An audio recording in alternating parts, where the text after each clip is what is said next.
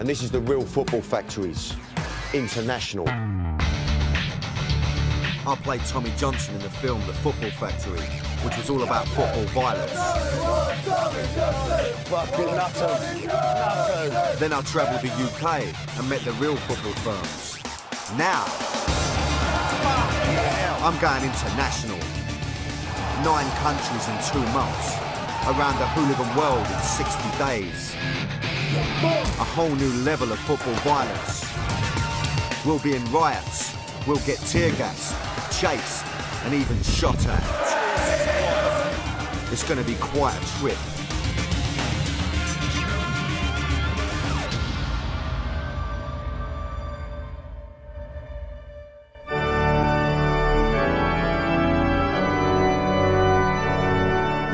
England.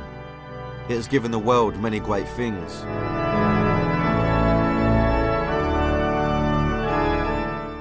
But one of its most famous exports is not something it can be proud of. Football hooliganism. For 30 years, it's been the trouble with England.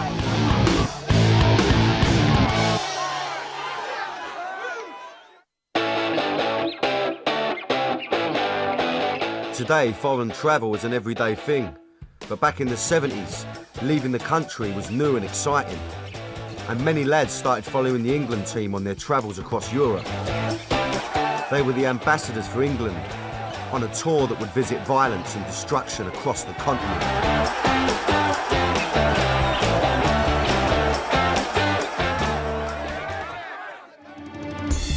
Gilly Shaw was one such hooligan. He's now banned from following England, but in his day, other countries' firms tried to take England on, and he wasn't impressed. Dutch are fuck all. The Dutch are nothing. All they do is chuck bricks and run. He doesn't rate the Italians either. Well, you hear about all these ultras, don't you?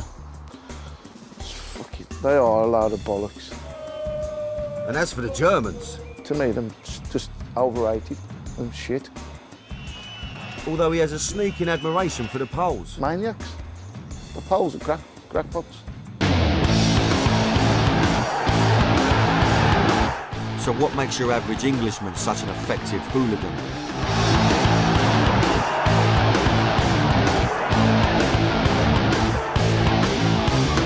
There is something about England fans that is peculiar, and that is that England fans are a group that will stand up when confronted. And if you're starting to talk about England fans as a group of people in terms of that mentality, how many England fans will stand up and be counted when it matters, then a massive contingent. It has been then, and it remains so now.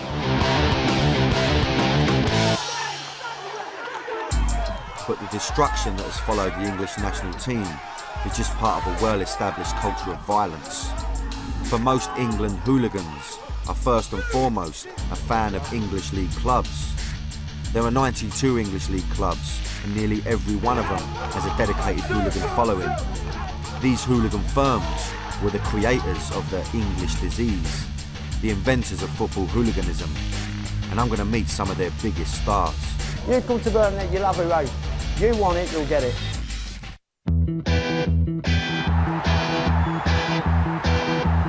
First, you're on my manor, London town. For me, the most exciting, vibrant, and quite simply the greatest city on the planet. And do you want to know why? Because here we do things with a bit of style, touch of panache. You know what I mean?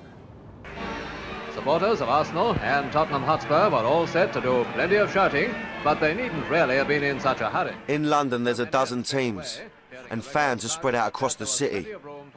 Opposing fans are in the same street, the same workplace, the same family. Their hooligan fans are known as firms. When it comes to a league table, there are a few obvious contenders for top spot. I'm talking, of course, about the firms at Chelsea, Millwall, West Ham and Spurs.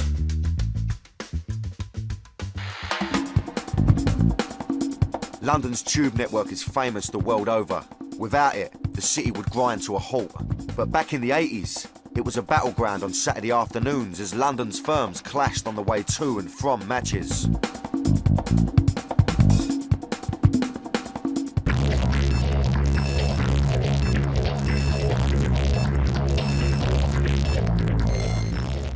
starting my journey outside one of the most notorious football grounds in Britain.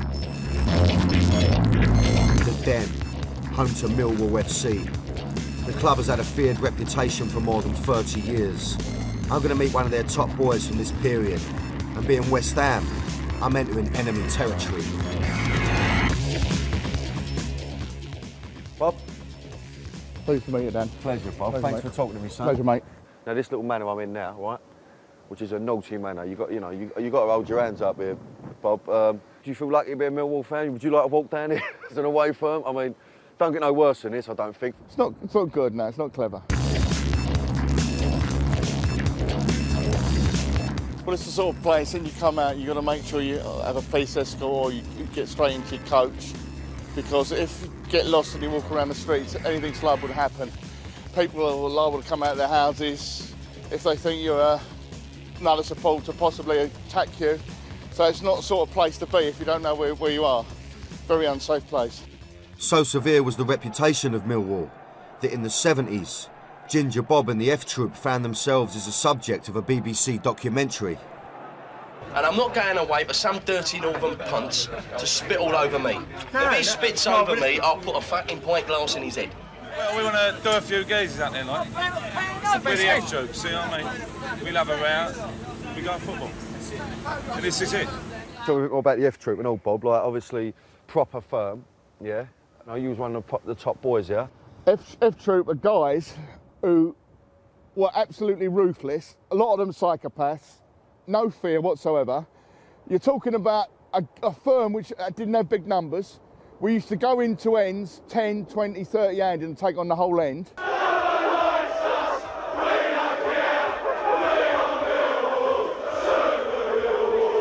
In 1985, Millwall faced Luton in the quarter-final of the Cup. Now, the last time Millwall reached this stage of the competition, it ended in a riot at the Den.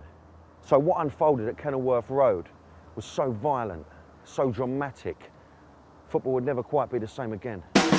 Last night saw some of the worst scenes of the old teacher being ripped up and the teacher coming out on that far side of the field now. Millwall's visit to Luton resulted in the most violent scenes ever televised at a football game. 700 seats were torn from the stands and thrown onto the pitch, and a policeman was given the kiss of life in the centre circle. 50 police charging across the ground. Today at Luton, they're clearing up and counting the cost of a game of football against Millwall. 50 years I've been here and that's first time. I've heard them saying, we lost. Come on, start, grab anything, break everything and break everything you see in front of you. Daylight and the full extent of the damage to the ground was plain to see. Luton's firm, known as the Migs, tried to stand up against this invasion of their town, and a 17-year-old Tommy Robinson was among them. This is the end that was given to the Millwall fans that night. Normally that would hold 5,000 to 6,000. That night there had to be in excess of 8,000 or 9,000 people here trying to get into that ground. It was Millwall supporters behaving bad, I suppose. It was a Luton club not being able to organise the match. It was the Luton turnstile operators, right? It was the police not being able to control the situation and organise it. Really, if you know there's going to be a disaster, they should have called the game off and had it replayed another time. They should have called the game off. Bob, straight, I don't know regrets for you. Is there any regrets for the life you've led? If I'm a time again, I wouldn't go along the same path. OK. But, having said that, working class boy out the Elephant Castle, the old man took me to the club. I followed the team religiously. It's like a religion. It still is to people. Absolutely. Fighting in the firm from the age of 11. I'm now just coming up to 48, 37 years, but I'm like retired now. You had to prove to the top guy, the leaders at the time, that you could rise to the top. It's like rising through the ranks. Absolutely. So you had to be able to perform to get right to the top. Millwall has been involved in one of the most intense rivalries in London for the last 30 years, and their hated enemy is West Ham.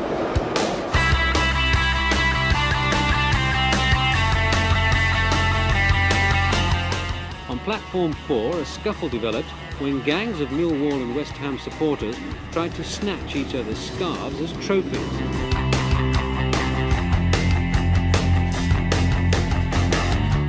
West Ham's firm came to the fore in the 80s.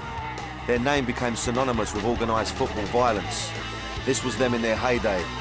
They were known as the Intercity Firm, the ICF.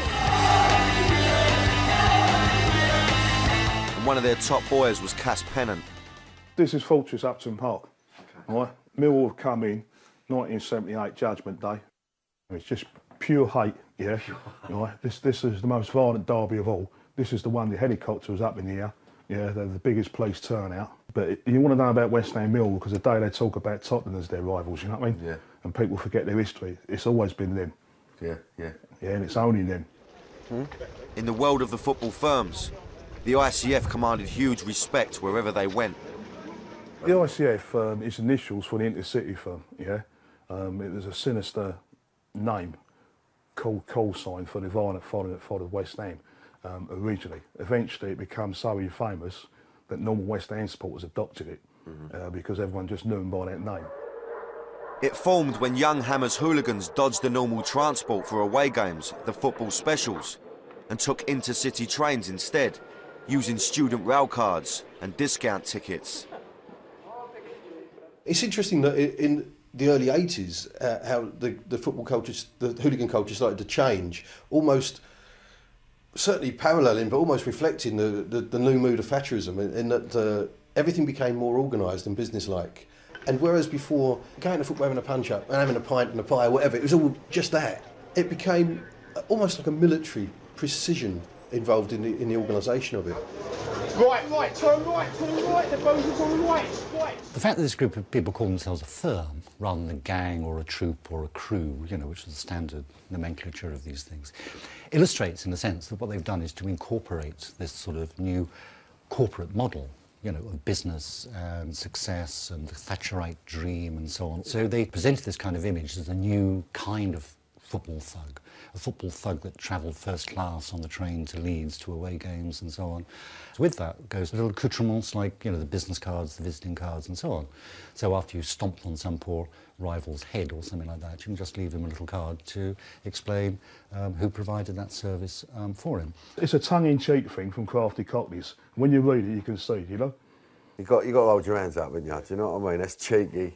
Dan, you've got to look, remember, like the terraces, they didn't know what ICF. For this season, the whole world knows what's the ICF. So they're giving it, where's your famous ICF, yeah? They're screaming through the bars for the Northern Eight, where's your famous ICF, you know? And the Crafty Cockneys are going up with the business card. There you go, pal, you know what I mean? We're here, you know? It's just style, it's just Cockney style. You know?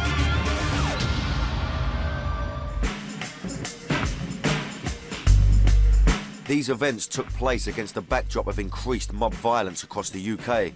The miners' strike in '84, the death of PC Blakelock in the Tottenham riots in '85. The authorities were going to clamp down on football violence, and clamp down hard. In a series of high-profile police operations, firms were targeted the length and breadth of the country, including West Ham, Millwall and Chelsea. Among those arrested was the ICF's Cass Pennant, but cases collapsed amidst claims of falsifying evidence. 80s faces like Cass called it a day, and as the 90s began, it was a very different world for the firms. Undercover surveillance, CCTV and banning orders were now the norm. Firms had to adapt to tougher times, but hooliganism didn't disappear altogether. I thought and I'd hoped that we'd actually confined this to 10 or 15 years or so ago. Crowd violence was nothing new at Chelsea's Stamford Bridge ground.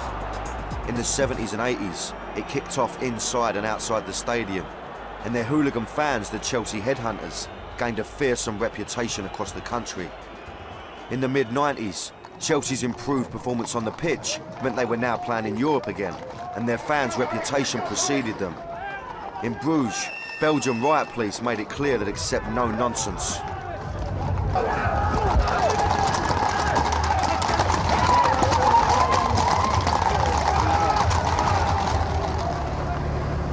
During this period, one of Chelsea's main faces was Jason Mariner. Obviously, in the early 80s, everyone give each other names, you know what I mean, or give themselves names. What? Ours was the Headhunters. How'd that come about? What was it? What was it? I don't know, to be true. Well, I couldn't tell you who started it off, you know what I mean? If I was to say who started off, I'd be lying. But whoever come up with it, I think it was blinding, do you know what I mean? You know. For a section of Chelsea's fans today, Jason's achieved a kind of celebrity status. He's even asked to autograph DVDs about his hooligan career. They should bring back the shed days. They're the best times. Exactly. There you go, mate. Cheers, mate. Take care. See you, mate. Have a good day, yeah? Have a good day, mate. Yeah, see ya. You know, you don't say, oh, listen, I'm an hooligan, I'm a Chelsea headhunter. No. You go to football, you have the crack, you have a few light hours, or you don't have a light hour. And if you ain't had a row, it ain't the fucking end of the world, do you know what I mean? It's a bit better nowadays because Chelsea are playing, you know, I mean, top elite, you know what I mean? But, you know, to be honest with you, I used to fucking love Division 2, you know what I mean? You know, the gaffs you used to go to are sore, but unbelievable. But, so it was proper naughty before with CCTV? And... Yeah, it was proper, you know, that's why it hit the media so much, that's why I believe that there's so much hype surrounding the football violence. In the 90s, increased security in and around the grounds meant that firms took their battles to the surrounding streets and neighbourhoods. In this era of the CCTV camera, the reputation of one firm continued to grow.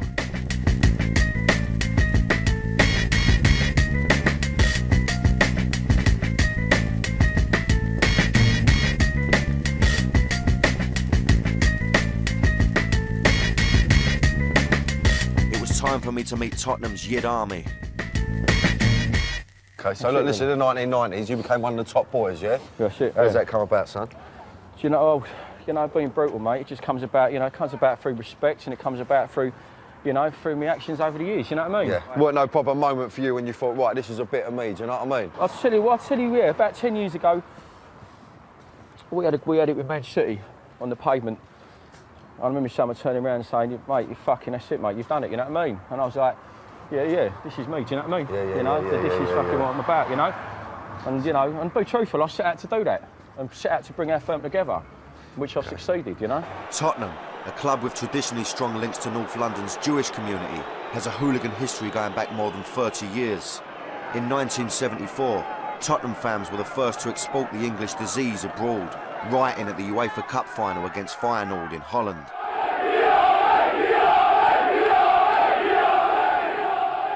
Your arch rivals, right? Yeah. Now, I would say Arsenal, yeah? Ain't no, is it? No. Ain't no, is it? Not the firm, no. Who would it be? Not this Chelsea. That's Chelsea, yeah? Without a fucking doubt, you know what I mean? Okay. And, you know, and in a way, you know what I mean, I do respect their firm because we've had wars with them for 10 years, you know what I mean? Yeah. They're the only people that have really come to us, you know what I mean? And sort of like, well, we've gone to them all the time, but anyone who's given us any competition. The rivalry between the Spurs and Chelsea firms became headline news when they clashed outside the Ifield Tavern near Stamford Bridge. 200 of Tottenham's firm gathered at nearby pubs, then left at a given time and marched onto Ifield Road. And Chelsea were at the bottom of the road. It's just something you fucking dream about, really, do you know what I mean? You know what I mean? Something I dream about, you know what I mean? Not everyone else does, you know? Give them their due, they stood their ground, but the boozer got annihilated. Yeah, there was a lot of claret about, it was a lot of, you know, messy. Yeah. It's always been much tougher for the firms and all that, what with the old CCTV and the old bill and all that. How have you got your nut round that? It's a nightmare, mate. You know, I mean, I got my nut around it, but I ended up doing 3 years inside, didn't I? Do you know what I mean? So I got put away with Tottenham Chelsea. That was all on camera. I mean, it's the operation they used to get hold of me. Yeah. Was like something that you see on films. You don't think it happens in real life. I mean, there was old Bill dressed as workmen, carpenters and all that outside West Kensington Station. Proper surveillance. Yeah, and then like up above the boozer we met in, it was a camera crew filming the whole thing. And then 2 weeks later, door come off and I copped 3 years. You know what I mean? Oh. So yes, you know. It's on a different level now. The way the old Bill deal with everything is because there's grasses everywhere, do you know what I mean? Yeah. And they obviously tell him what's going on, and that's how it gets done. It was over in just 2 minutes, but after hours spent playing back this video, police gleaned enough evidence to jail 7 of the hooligans.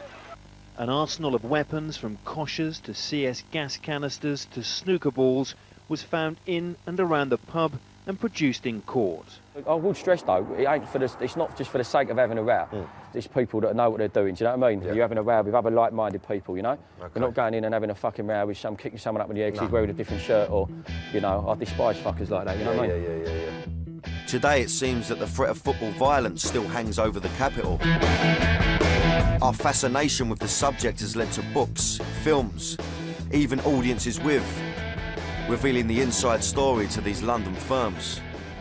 I do a thing an audience with now, you know what I mean? It's, you know, just have a laugh and a joke, talk about the old days for the people that want to open their eyes on it. There are a lot of people, you know, that will get off from reading a book like that because they've never done anything like this in their lives, you know? Like people read about gangsters and read about train robberies, but they're not going to go and do something like that in their lives. They're going to go home to their wife and their kids and they're going to do whatever, you know? you go back 100 years, you know, people are fascinated with the underworld, if you like, you know what I mean? You know, or the dark side of things, you know? Now these firms look for the youth element to continue the story. In the case of Tottenham's Yid Army, the mantle passes from Trevor Tanner to the next generation. They've agreed to talk to us if we protect their identities. Obviously, we've grown up supporting Tottenham, and obviously we've seen sort of rows as we're growing up, and we've always wanted to be part of it. And now we believe that obviously Tottenham Youth is one of the best youth firms in the country. A lot of other teams, like firms and that, you can just get mugged off like by the old a lot, but we were sort of welcomed in, everyone's treated us well, like no one's sort of like said, oh, we're not welcome sort of thing. It's just a lot of respect there, like a lot of respect from Trevor and that. They've sort of paved the way for us, and now obviously we want to carry on in the same way they have over the last few years or so, and keep the Tottenham firm alive and the best in London. London, a metropolis and home to a dozen football clubs. A glance at a fixtures list reveals a London derby nearly every weekend. This familiarity breeds contempt amongst the loyal members of London's top firms. The immediate presence of their enemies keeps every firm on edge, and the rest of London braced to take the fallout. Fucking hate Chelsea, everyone knows that, you know, but I respect him because we've had wars with him for the last 10 years, you know what I mean?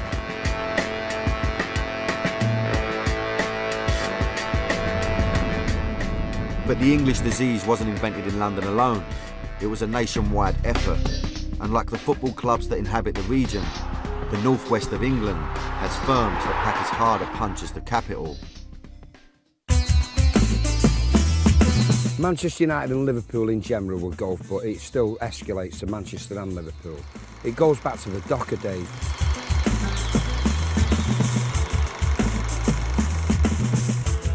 In the 70s, with the nation in the midst of economic decline, the Manchester Ship Canal took business from Liverpool docks. Eventually they closed. Goes back historically to when the Manchester Ship Canal was built. When the big ships started bypassing Liverpool and going directly to Manchester docks, the Liverpudlians, you know, took exception to it. Aggravation, aggravation, la la la la la. With the docks closing and mass unemployment in the region, young men needed an outlet to vent their anger. So you had young men who were totally disaffected, very, very angry with the world, and would use football as a vessel to achieve some sort of stand, some sort of statement about what they were feeling. 10 people were arrested in all. 24 were thrown out of the ground. 4 people were stabbed with craft knives, including a police officer. Over the years, Liverpool thugs had a reputation for taking European towns by storm and regularly caused trouble in grounds around the continent. This caused a horrific disaster at the European Cup final between Liverpool and Juventus, which shocked the world. On the 29th of May 1985, 39 Italian spectators died in the Heysel Stadium disaster. Heysel marked the beginning of a new era in football hooliganism. Heysel was a kind of epitome of what appeared to be at first a fairly harmless charge. Just a few people running around. That's what hooliganism used to be, but the consequences of that were awful. They tried to run away, but a concrete wall blocked the escape route. It collapsed, crushing those on the other side. And it was just amazing that no one had ever seen that something awful was going to happen before long. And it took something like Heysel for people to wake up. Hooliganism was now front-page news. Suddenly the world was watching, and politicians had to take notice. I wish we could get those responsible, get them before a court, and stiff sentences so that they stop anyone else in their tracks from doing this. Yet more tragedy was to follow the club. Hillsborough was the worst disaster in British football history.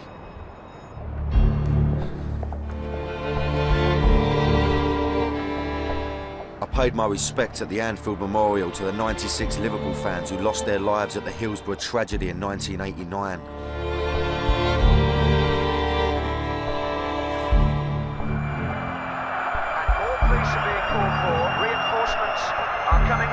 nearest end now.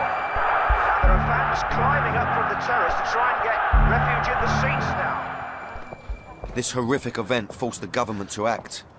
It would change the face of football forever. Heysel and Hillsborough changed everything.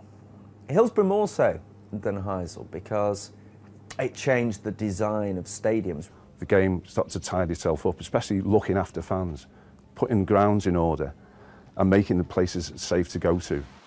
This was a turning point in British football.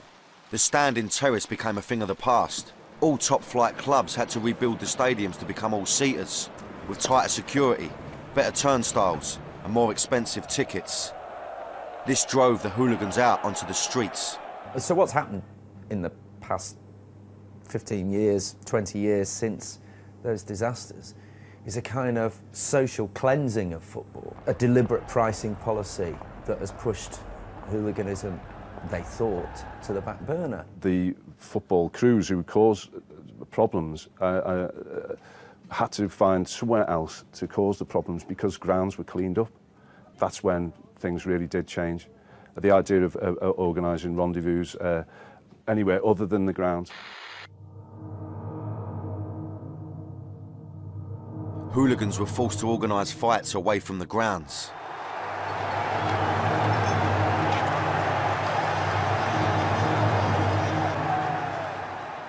They formed gangs that became synonymous with the clubs. Liverpool were the Urchins, Manchester had the Red Army or the Intercity Jibbers. Man City were the Young Governors, and Everton, the County Road Cutters. Hatred became set in stone. Firms from the cities Manchester and Liverpool still do battle on the streets to this day.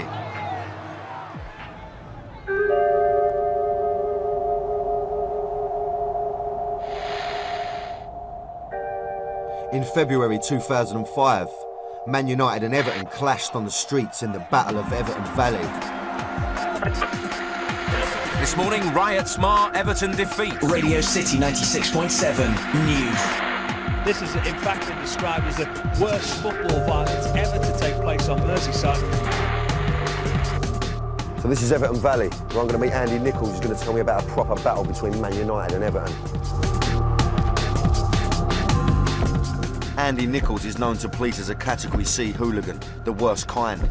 He's been nicked over 20 times for football violence, and he's banned for life from every football ground in the country. 25 years I've known it, only about 3 clubs have ever bothered to come down here. West Ham did. We were done in. Middlesbrough came down, this one did better than most, and Southampton were the only other one who come down here, really.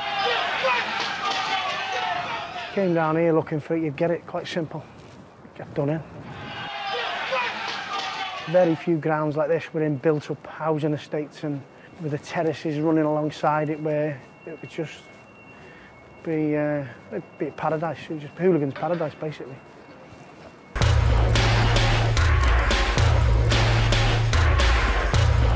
And? Hello, Dan. Pleasure to meet you, son. And you, mate? Listen, I just want you to tell me a little bit about this battle that you had with Man United. United, yeah. 30 of their main lads peeled off, called it on. Everton had 200. I filled them in. Well, they did all right. They did as well as they could. They weren't good enough. But the myth is that they were just that little gang and they went out looking for it. The fact is, 250 of their mates stood from here to that wall away in a mystery escort which was broken by Everton. And that's where the myth of it comes, and the annoying part is they've done well with the numbers game for 20 years, United, and no one can give them grief for that because they pulled numbers in, year out. They're the only ones that carried it on for 10, 15 years. But when they come unstuck, they use the numbers game against them. Andy met up with Eddie Beef, one of Man United's former top boys, who's been no stranger to street battles over the years. Andy and Eddie were arch rivals who regularly fought each other on the streets in the old days. Eddie had a different version of the Battle of Everton Valley. Man United stood the ground and got beat up. Not beat up, there was less numbers, yeah? And I wasn't there personally myself. A few of my friends was. They got hijacked off about fucking 200 people. There was only 40 of them. And that's why they think they'd done Man United, but they didn't really. Seriously, they never did and never will.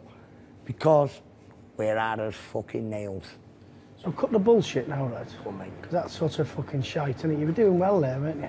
You were doing well until a load of wank. You're not slinging it in, you're talking shite.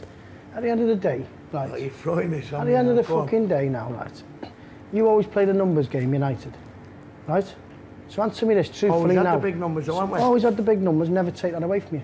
So last year now, you're fucking 500 are getting escorted out to Goodison. Go on. And your 40 break away. Correct. Correct. And get mullered. They got fucking leathered. They got leathered.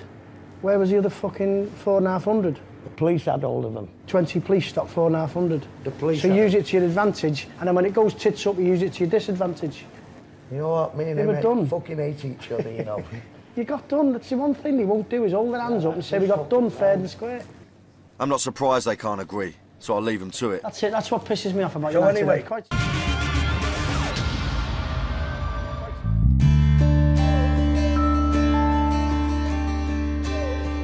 My journey took me from Liverpool to nearby Manchester, the home of the notorious Red Army. It's only 30 miles away, but Old Trafford is a different world, all gleaming glass and neon.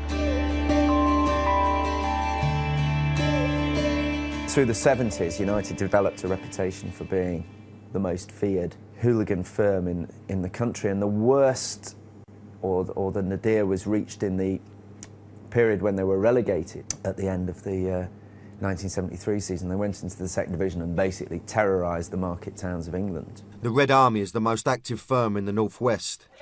Every year they have more arrests than any other club. In the 2004-2005 season, 160 Man United fans were arrested at football matches and more than 100 were banned from games. Double the number for any other team in the region.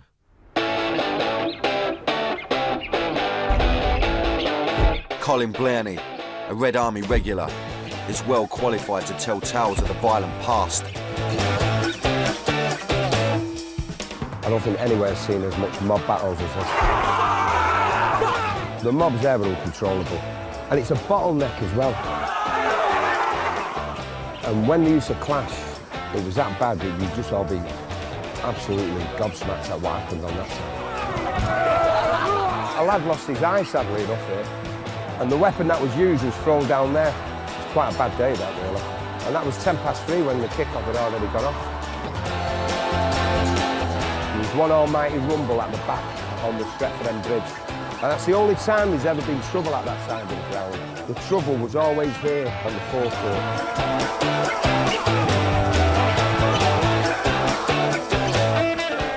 By God, did you get some good hidings down there, because that's a bottleneck again, splits into two. That was a trap, that. And obviously we knew it and would lure them into these kind of traps. That's just one of them. There's plenty more down there. Pandemonium running battles up and down here. Manic mayhem. Usually there were traps in these side streets for up to 10, 20 minutes, which in football is a long time. 3-4 minutes is a long time in a ring. Never mind 5, 10, 15 minutes in these streets. No control once it hits the side streets, the police here. Not a chance. All you can do is chase you with horses and I suppose the big sticks and batons come out.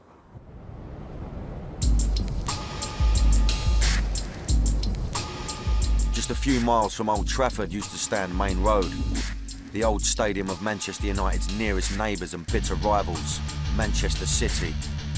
Main Road was in the infamous Moss Side district. The stadium was hidden amongst dark streets and old terraced housing. Main Road was a perfect location for hooligan activity. Even in the post-Hillsborough police crackdown, fighting could break out around the stadium, especially when United were in town. This clash between Manchester's rival gangs was arranged on the phone 2 weeks in advance. Youths arrived carrying a wooden club, rocks and bottles. After some stone throwing and jeering, the United fans are chased off. But as he runs away, one is caught and dragged to the ground. He's surrounded and repeatedly and brutally kicked. But the man seen here throwing a stone hasn't finished with him. As he lies defenseless, the attacker runs over and jumps on him, stamping on his head. The injured man survived, cut and badly bruised, probably owing his life to changing fashions in footwear. Fans now prefer soft trainers to hard leather boots.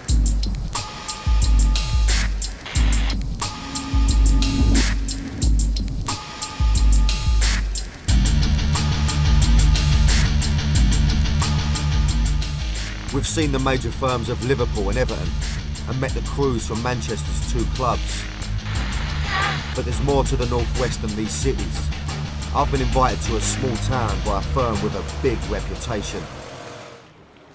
I've come across some naughty people now, so, you know, the only thing that worries me is the fact that I got you with me, yeah, who's holding the camera, and no one can see you, and you weigh about as much as a Rizzler paper. I've got a treacle with me, got some geezer with a clipboard, and we're going into a pub that's got the suicide squad in it. Should be a laugh. Should be a right laugh. So I've left the glitz of the big cities, the big teams and their feared firms, and have come to the small mill town of Burnley. I wouldn't have thought this was an obvious choice, Burnley. I'm going to be honest with you, you know. I'm a bit surprised that I've come here.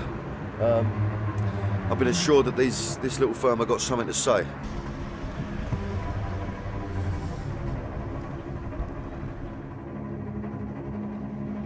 Burnley seems to be a place untouched by the social cleansing and corporate world of the modern big cities. Burnley is one of the most deprived places in Britain. Most of the cotton mills, all of the coal mines, and some of the engineering firms have closed. There are few jobs here. A lot of homes are derelict, but people still live in them. It's a perfect breeding ground for football hooligans.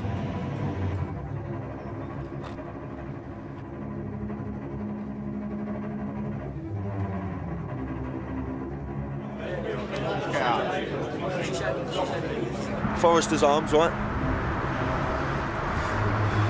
Suicide Squad. Let's go and see what they've got to say. Mr. Turner. All right, boys. How are you, son? Pleasure to meet you, bruv. Pleasure to meet you, son. So this is your boozer then, yeah? Well, one of them. Yeah? Well, I want to ask you first. Thanks for talking to me, son. Anyway, I appreciate that. Suicide Squad, right? Now, where's that come from? That's a right mad name. Because when suicide bombers started in Lebanon in '83 and that's it. We called the Burnley crew at first. Right. And this lad just come up to Suicide Squad because we walked suicide bombers and walked from one pub to another, got the card printed, sorted in 10 minutes.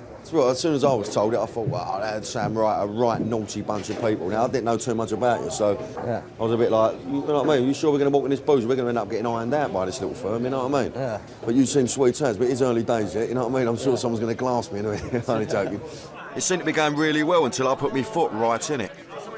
You know, you're quite a small club, and you know you've got a naughty little firm, but no, not many firms. I suppose firms up here know about you, but you know, you're almost like in the background. You know what I mean? No, can you say hello? We can go down to London and turn you over.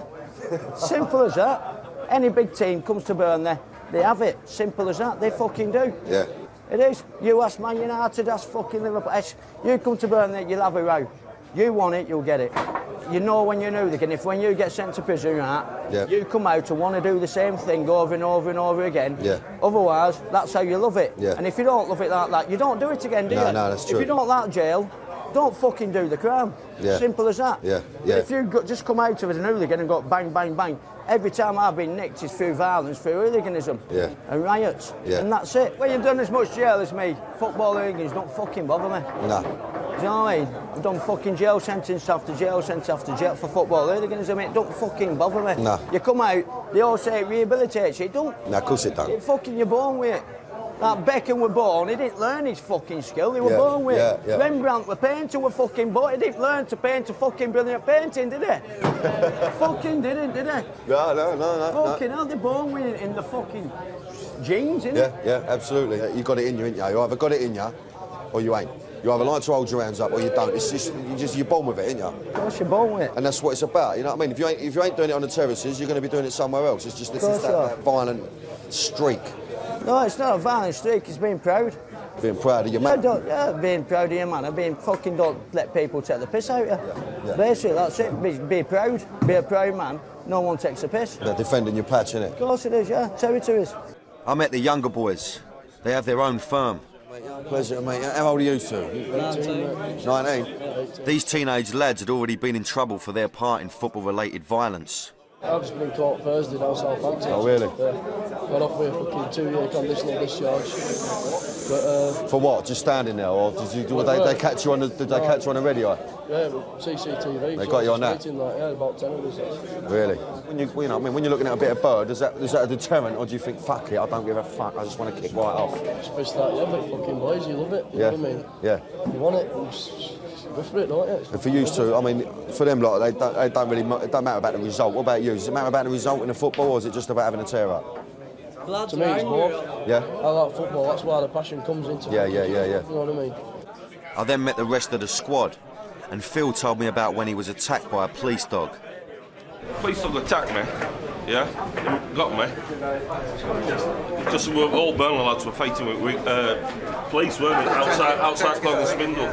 So I thought, fuck this, and that dog, they were all over me, mauling me, running loose. I just fucking got over it, pinned it down, and I was smashing it on fucking floor. And then I thought, fuck this, and I picked it up, threw it right into police. And that's no fucking word of a lie. Fucking hate them, bastards. Hey, I've got it there, look. Fuck the police. Phil got 6 months for his assault on the police dog. I thought it was time to leave as I realised I was dealing with some dangerous people.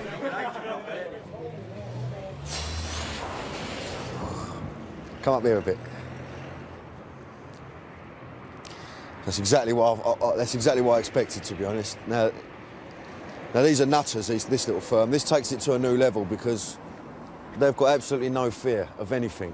They don't care about anybody. They're very, very passionate about. They don't care about the result either. Very passionate about Burnley, about their manner, which I would have thought was quite a hard thing to do, really. You know what I mean? But these are naughty people. This is the new generation. I would have thought. You know, this is the class of people that really just do not care at all about anything. They don't care about a thing. If you ever visit the Northwest, be careful what you wear. This area is active, very active.